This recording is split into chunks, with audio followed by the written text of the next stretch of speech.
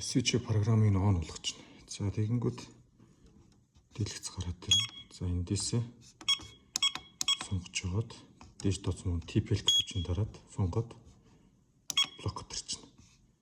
За энэ K1 буюу K1 порт нь навчиж байна. Эний доотлын сонгохын тулд ийм гэрээд ирчихнэ.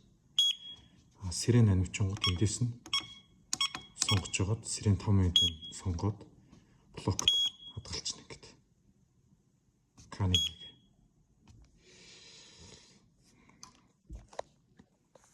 за тэгснийхээ дараа юу яач дооцсон мод дараад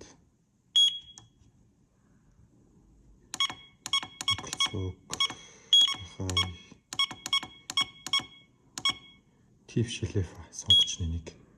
За сонгохдоо блок төрчихнэ. За үйлдвэрийн гар тохиргон дээр болохоор ийм ногоон өнгөтэй идэх баг. За энэ ногоон буюу хулгай гэсэн үг. За улаан бол гал болгочихно гэсэн үг.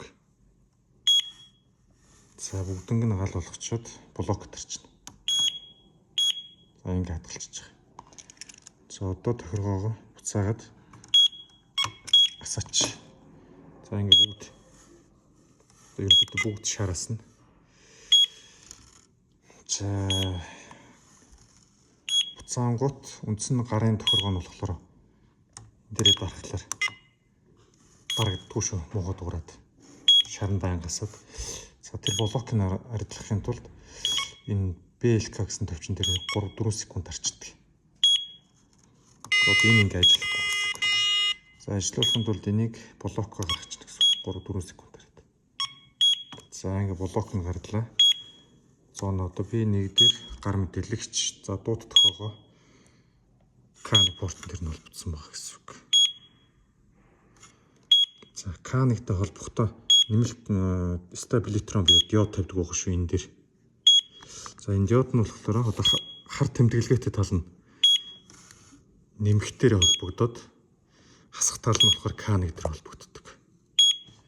Ингэж зөв болно бол стабилитрон диодоо буруу холбочих юм бол гүйдлийн хаагаад энэ ч ажилдгүй шүү. За нэг дараа асаач. За гар мэдээлэгч дараа ажиллуулчих. За би нэг зөвхөн дууг нь хаагаад гэрлийн холбогдсон байгаа учраас ингээ амжиж байна гэсэн үг. За унтраахлаа дараад идэхгүй болоод блок төрч зүг тест дээр дууг нь ач.